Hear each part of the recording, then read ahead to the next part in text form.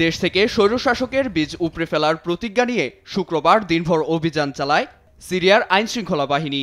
মূলত ঘাপটি মেরে থাকা আসাদ অনুসারীদের ধরপাকড়ে নামে তারা।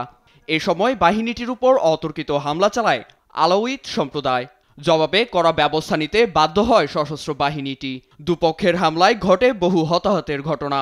এরপর থেকে অভিযান চালিয়ে আটকদের মধ্যে প্রায় ১৫০ শতাধিক আসাদপন্থীদের মৃত্যুদণ্ড কার্যকর করা হয়। এদিকে দেশকে শত্রুমুক্ত করতে প্রতিজ্ঞাবদ্ধ বর্তমান প্রেসিডেন্ট আহমেদ আল শারা।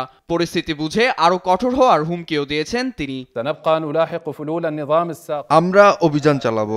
সিরিয়ায় হামলা চালিয়ে গুরুতর অপরাধ করেছেন।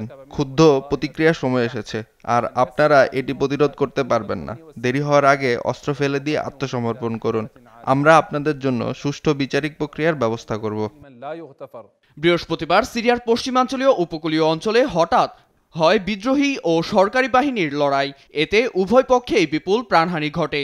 এছাড়া হামলা থেকে বেরিয়ে পরিস্থিতি স্বাভাবিক করতে না পারায় এখনও মার্কিন নিষেধাজ্ঞা থেকে উঠতে ব্যর্থ দামেস্ক। নীরব দাস, নিউজ ডেস্ক, দেশ টিভি।